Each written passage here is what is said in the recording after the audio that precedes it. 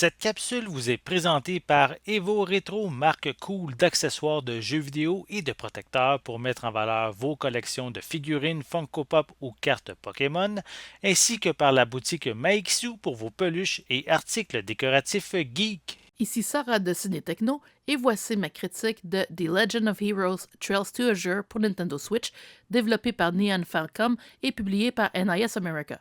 On le retrouve également sur PlayStation 4 et sur PC. Le jeu est disponible depuis le 14 mars 2023. Attention, cette critique peut contenir des divulgateurs. Le jeune détective Lloyd Bannings est le leader sur le terrain du Special Support Section, une équipe policière de Crossbell vouée à aider les gens avec leurs problèmes de tous les jours.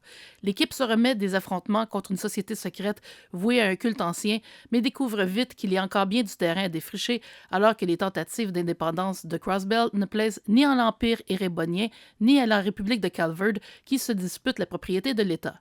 Une riche intrigue politique attend nos héros qui en découvriront davantage sur la véritable nature de l'adorable Kea, étrange petite fille aux cheveux verts découverte lors d'un encamp durant les événements du jeu précédent Trails from Zero. Ce second volet de la duologie de Crossbell et cinquième titre de la série générale des Trails est enfin disponible en anglais après de nombreuses années de demandes de la part des amateurs de la série. Alors que tout espoir semblait perdu de ne jamais jouer une version officiellement traduite du jeu, un groupe de traducteurs amateurs, Girofront, a pris la relève en proposant sa propre traduction qui sera par la suite rachetée par NIS America et peaufinée pour atteindre le même niveau de qualité que pour le reste de la série. Trails to Azure se déroule en parallèle aux événements de Trails of Cold Steel 1 et 2. Alors que la première moitié du jeu ressemble à Trails to Zero et même d'une certaine manière à Trails from the Sky First et Second Chapter, l'intrigue de la seconde moitié sera plutôt alignée sur le ton des Cold Steel, liens sociaux dans un contexte scolaire en moins. Par ailleurs, l'histoire de Crossbell sera conclue dans le prochain titre de la série, Trails into Reverie, dont la sortie en anglais aura lieu en juillet 2023. Contrairement au jeu de la sous-série des Cold Steel, Trails to Azure fait appel à un design chibi avec une vue en plongée du terrain. Les combats utilisent une technique d'attaque en tour par tour avec une grille de déplacement qui rappelle les jeux de stratégie. Tout comme dans les autres Trails, nos personnages utilisent un appareil nommé Enigma qui contient des quartz maîtres ou ordinaires qui permettent d'utiliser des sorts nommés Arts dans l'univers des Trails. La mise à niveau de l'Enigma est au cœur de la stratégie requise pour se rendre jusqu'à la fin du jeu, sauf peut-être en mode facile.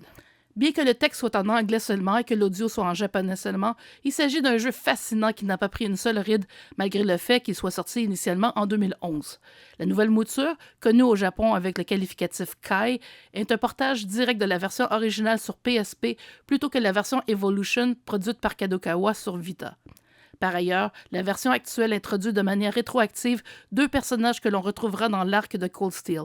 De manière générale, le jeu est très stable et l'on peut sauvegarder en tout temps à l'extérieur des combats et des cinématiques.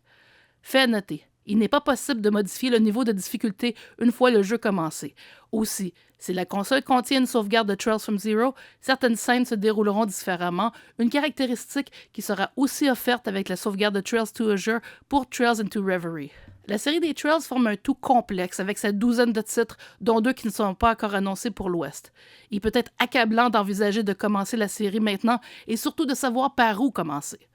Que l'on choisisse l'arc de Trails in the Sky, celui de Crossbell ou de Cold Steel, il est fortement recommandé d'opter d'abord pour le premier titre de l'arc en question, même si des récapitulations sont incluses dans la plupart des titres. Néanmoins, une familiarité avec les autres jeux de la série est de mise pour bien apprécier toutes les références à des événements ou des personnages dont des trufflés Trails to Azure. Malgré tout, comme un bon roman bien ficelé, on se prend à l'intrigue et on veut connaître la suite déjà disponible dans le cas des Cold Steel et bientôt sur le marché en ce qui a trait à Trails into Reverie. La série des Trails, qui tire pourtant ses racines dans les jeux de rôle produits par Falcom dans les années 80, est devenue avec raison la vedette du développeur japonais, éclipsant ainsi la série des Ys.